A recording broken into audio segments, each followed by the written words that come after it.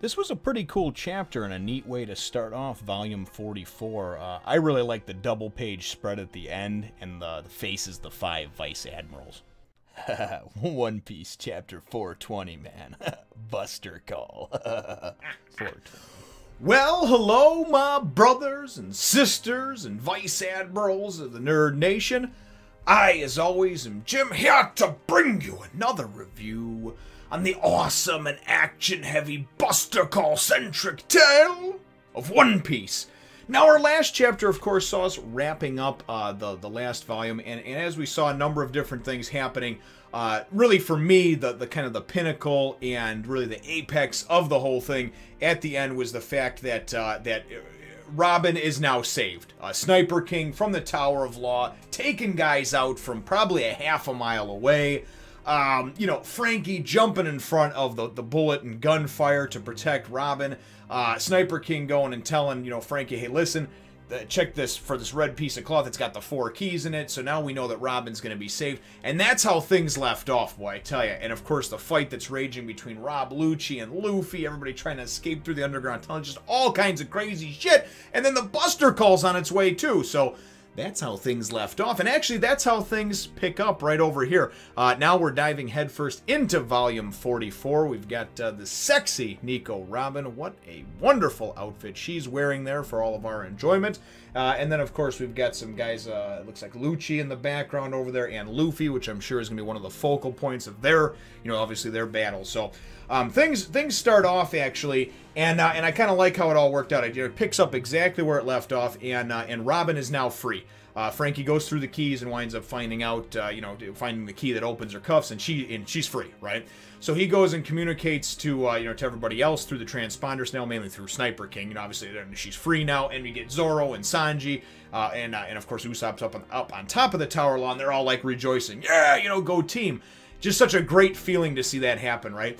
Robin goes and immediately goes and she's like, "Ses floors," and a bunch of hands come out of Spandam and just start slapping him around like the little freaking bitch that he is, man.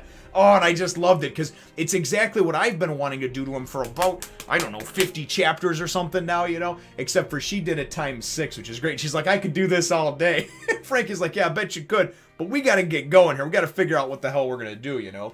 So, anyway, winds up happening is the Buster Call, of course, you know, has been enacted, and all these warships are coming. They're heading there, and they're starting to just fire from where they're at, right? Because all of a sudden, you know, Cannonball comes in, everybody feels the ground shake. Then they start warning Usopp or Sniper King to get off the Tower of Law. You gotta jump, you know, because they know that the Buster Call is starting, right? And he's just like, jump? What are you, crazy? And all of a sudden, Tower of Law gets hit.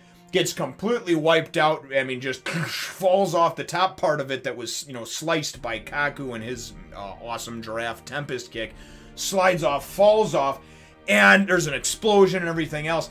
And for a second, your heart sinks because after everything that's happened since the fight between Luffy and Usopp back in chapter 332, almost 100 chapters ago now, so much has happened as far as just his growth and as far as I'm concerned, you know, him kind of putting on the mask and sort of taking on this persona, you know, and whether it was because he was embarrassed for his actions and the things that he said, or it was to make himself conceal and hide who he was and make himself feel better and hide behind this alter ego, this other personality. You can dive into it any way you want, psychological wise, but the bottom line is that there's been a great trajectory and a great arc for him. And then all of a sudden you're like, oh my god, is he dead, you know? And luckily they don't leave you hanging for too long because Sanji and Zoro are like, what the, you know, Usopp, right? And then Usopp's like, you called? And they're like, you son of a... And he's like, can't you even catch the guy that just jumped from the Tower of Law and saved everybody, you know? So Usopp obviously jumped, you know, he fell, he looks injured, whatever the case is. We get a brief check-in from everybody that's in the underground passage. You know, you got Kokoro and of course Chimney and Gonbi and Chopper's, you know, unconscious, being carried by them. Nami's with them, and they're running through that underground passage, right? And then we go and we know that past that underground passage, we know is that sort of like that rotunda, that switching station, or whatever you want to call it, the round area that Lucci and Luffy are fighting in, right? And Luffy went and geared up for, you know, his gear second, right? Or his gear 2, you know, second gear, whatever you want to call it. And then, of course, happened in the last one. So it goes to them, and Lucci, of course, changed into his leopard form, and the shit was hitting the fan, right? So Lucci goes, and he's like, all right, I get it. You know, you go, and you actually pump more blood into you and through your body, and you actually use that to, like, pump more power into you, basically, right? And a normal person's heart would explode. They could not handle that, but since you're made of rubber, it's something that's specifically designed that works for you because everything, including your organs, are stretchy, right? Made out of rubber. And I thought that was a really cool explanation for it because regardless of its, you know, how you could apply it to reality because it is fictional and everything else, it's a really cool explanation for what he does and how he does it, right? And then he's like, but you can't keep up the momentum and this and that, blah, blah. So anyway, Lucci goes and he's like, yeah, you must hear those bombs. The Tower of Law is going to be destroyed. Anybody who's in there is going to wind up dying. Anybody who manages to escape into the underground passage is going to wind up being drowned. And he's like, Tempest kick. And he goes and he busts a part of the wall out. So water starts flowing in. It's going to flow to the lowest point. And it's going to flood the damn underground passage, right? And Luffy's just like, you son of a... You know, that's what he's thinking, right? So these two, you know, start going at it again. And I really like it because... Lucci goes and he's just showing that he doesn't care. You know what I mean? He doesn't care. Because you got to remember, he's a devil fruit user too. So if he winds up drowning in the underground passage, I guess, hey, so be it. I'm going to kill you. That's my job. He just wants blood. You know, that's what it reminds me of. Somebody just wants blood. He just doesn't care. Just wants to see the world burn, you know? And I forget where that was from, but somebody said that, you know, I think it was in a movie or something. There's some out there, I think it was in Batman, wasn't it? Yeah, in The Dark Knight with Joker. You know, there's some out there that just want to see the world burn, just to see it burn, you know? And anyway, that's kind of the impression that I get from Lucci, but man. So Luffy's just like, what do you know about this and that impossible, you know? And you know that the shit's about to go down with them. So then we go, and we're taking over here, and we wind up getting the last part of it, which I thought was pretty cool. We've got, you know, of course, Lucci and Luffy, and then we go to Frankie and Robin and all them, and they're talking about how, you know, how they're going to escape, and they're like, okay, well, what we can do is we can get onto that ship, that escort ship or whatever, you know, if that's what Frankie says, and then Robin's like, hey, whatever, man, we're already wanted and going to be hunted by the world government, right? What's stealing a ship to leave, you know? What, just add that to the list of shit that they're looking for us for, right? But then, man, coming out of the mist, you know, coming through the gates of justice and out of the mist and what have you, and they explain at the beginning about how the whirlpool that was created, once the gates of justice are open, it actually, being closed is what created that and everything else, but nonetheless, so all of a sudden this is what you see to end off the chapter though, right?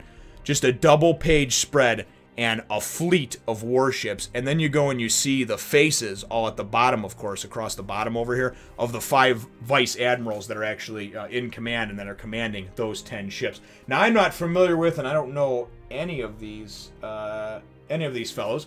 I don't think I've seen any of them before that I can remember. Maybe I have, I'm not, but they don't look familiar to me. So anyway, the whole point is the Buster Call has started.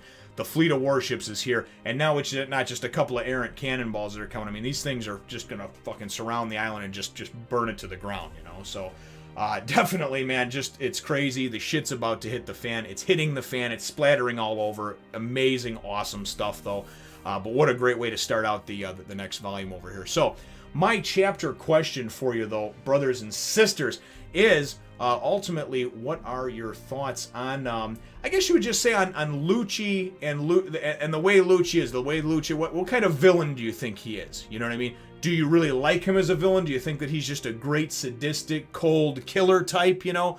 What are your thoughts on Lucci as a villain and obviously as one of the main antagonists of this arc? You know, I mean, I suppose you could argue that Spandam kind of is too, but Spandam's easy. I don't really look at him. I mean, he's a villain, but he doesn't really have much in the way of any type of powers. Whereas Lucci actually has like some awesome next level powers, you know, and obviously a devil fruit user and just is, you know, the strongest member of CP9 and everything else. So, what are your thoughts on Lucci as a villain, as your main antagonist in this arc?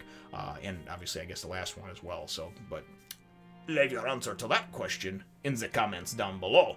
Feel free to hit the thumbs up, the like button if you should think that I deserve it, and subscribe if you haven't done so already. We look forward to catching all of you in the next Fun Nation. Hey, remember to check out my other channels and follow me on Twitter and Facebook too, man.